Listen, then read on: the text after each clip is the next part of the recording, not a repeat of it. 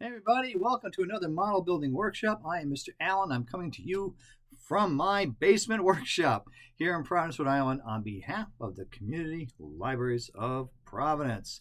And today we're going to look at one of my little antique store finds. This is the RWD-5 BIS in 1/72 scale, or Scala 172. So this is one of those things that, I found in an antique store just recently, and I thought, what is this? Not familiar with the company or the airplane. It's from Micro 72, made in Poland. And it's got two versions and two marking decals is what it says. And you can see there's one option there. And there's the other option on this side. So this has the look of one of those communist era model kits, because you got this fun cardboard box, kind of typical of the period. So I'm thinking either 1980s, maybe early 90s, when the Berlin Wall was coming down. That kind of era. Actually, it might be more likely after the Berlin Wall, because they're marketing stuff to England at this point. Although they might have before the wall came down, I'm not entirely sure. So, I'm trying to pry this out of the box because they did not waste a millimeter. It's packed right in there.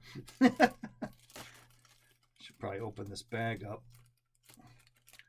I will in a second. I think that is, okay, it's sealed. But the first thing I noticed is look at the lovely color of that plastic. OMG, huh? Look at that. I don't know what to say about that. That is so like 1960s, or what color is this? It's not quite seafoam, sort of. And it's kind of a shame that none of the versions of the kit are this color. I mean, wow. So the two versions they give you are either an overall silver version or a red and white one. Though I have seen online, there's a few survivors, and there is one out there that's in like a blue and white color, which is rather interesting looking as well. So these were Italian, Polish sport planes. Let's open up this bag and get a better look at these parts. Decals look like they're pretty good. Although it looks like they're going to need carefully cut out of here. It looks like it's one solid sheet. Looks like I have to trim very carefully. I don't think there's any, like, this is one, it would come out as one big decal if you put that in water all at once. So I think there's going to be some careful work with an X-Acto blade to get those different codes off. Let's look at these pieces. Actually, they're pretty decent, really. I think I spent like $12 for this, which I didn't think was too bad. Detail's not bad. So I'm thinking of some of those KP check kits, and it's, I would say, on that level, if not better. There is some interesting molding here, like a kind of a textured. I don't know if you're gonna be able to see that. Aside from the the attempted fabric sort of look, but there's also some sort of a textured finish in there, kind of bumpy. Hope that shows up. Oh, again, that color is really something. Noticing the wheels are just, they're just part of the spats. There's no separate wheel, which is kind of interesting because it's not that lacking, considering. I'm not saying it's great or Tamiya standards or Edwards standards, but 2 seats there. You got this middle section of the wing. This thing in the middle here, this is the extra gas tank, and I'll explain this in a second. So what this plane is most famous for, and you're looking at it here, the version on the cover, is that one of these made a transatlantic flight in the 1930s. And I believe it still holds the record for being the smallest airplane to cross the Atlantic Ocean. Let me explain that in more detail here. I think I have it on my phone here, the information. Let me find it. Yeah, so here's a Polish postage stamp, which shows it, the transatlantic flight.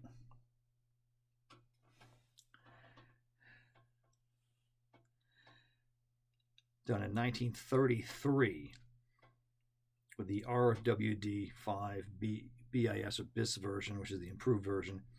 And that went, as you can see, it started in Poland, it stopped in North Africa, thinking Senegal, we'll find out more about it, and then went on to Rio de Janeiro.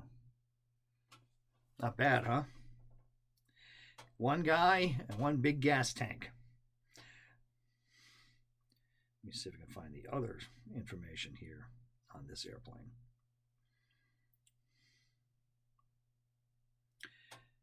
Yeah, originally these planes were developed in 1931 as a 2-seat high-wing monoplane. Yeah, it says the smallest aircraft across the Atlantic. And it was a sports plane. They built about 20 of them between 1931 and 1937. They were retired in 1939.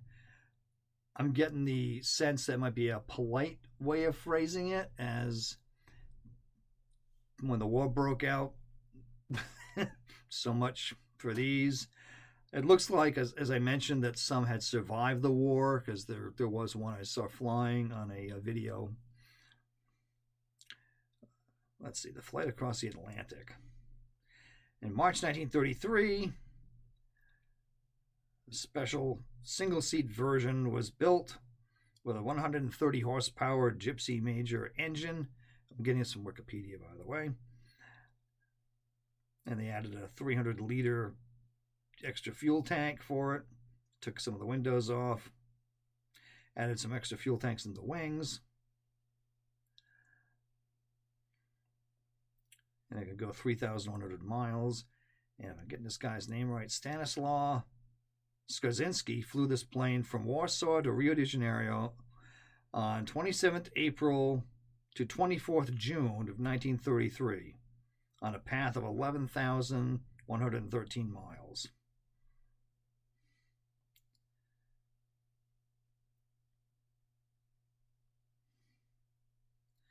Yeah, so he flew from, it says St. Louis or St. Louis, Senegal, to Maceió, if I'm saying that right, in Brazil. Took him 20 hours and 30 minutes, of which 17 of those hours were above the ocean. Oof, hope you don't have a fear of drowning or anything like that. So anyway, I thought, what a delightful little plane, right? What a fun little kit. And that's the fun of going to an antique store and going, hey, what's over here? Blowing some dust off some stuff and going, wow, how cool is this? You know, it's kind of a dangerous hobby when you suddenly find a stash of weird little kits hiding in a corner. And I'm in my glee because that's what geeky me does, right? So here's some versions here for painting. Showed the two on the box earlier. There is another version. How do I explain this? So there's two with that same, with those same codes. You know, before they converted it to go across the Atlantic, it was a regular two-seater with the extra windows. So you could do it that way, you know, as a sport plane before they took it, modified it, and then flew it across the Atlantic. The only catch would be to do that, you would have to make some modifications to the kit, which they do indicate where you'd have to cut to extend the windows. It does show you if you wanted to make it the regular version, but the other issue would be